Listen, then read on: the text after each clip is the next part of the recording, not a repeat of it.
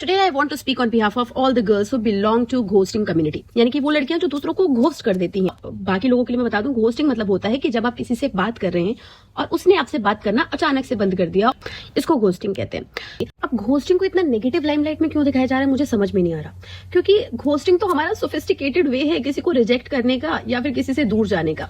देखिए, स्टार्टिंग में आपने हमसे खूब झूठ बोले होते हैं, अपनी प्रोफाइल पे अपनी छोटी छोटी बातें, कहीं से कॉपी पेस्टेड बातें हम पे चेप के आपने हमें मैनिपुलेट किया। हमें लगा कि ओ माय गॉड, यही तो है वो दोस्त जिसका मुझे कब से इंतजार था, यही तो बनेगी मेरी बेस्ट फ्रेंड या बनेगा मेरा बेस्ट फ्रेंड।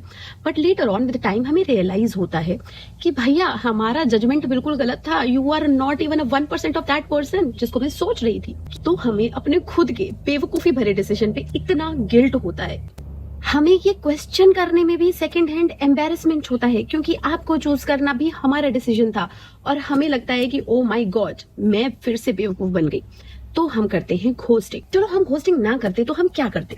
अगर हमें अब आपसे कोई रिश्ता नहीं रखना है या फिर हमें अपनी ये फ्रेंडशिप कंटिन्यू नहीं करनी है, तो आप क्या एक्सपेक्ट कर रहे थे कि मैं आपसे पूछूं कि आप इतने बड़े बेवकूफ क्यों हैं?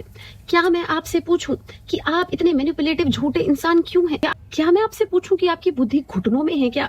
अगर मैं आपसे ये सब क्वेश्चन पूछ लूंगी तो क्या आपको डिप्रेशन नहीं हो जाएगा? क्या आप इस दुनिया में फ्रेंड बनाने के लिए बाहर घूम पाएंगे? क्या आप मुझसे ये फालतू फालतू को क्वेश्चंस नहीं पूछेंगे कि तूने पहले सोचना चाहिए था, मुझसे दोस्ती करने से पहले ये सब बातें सोचनी चाहिए थी?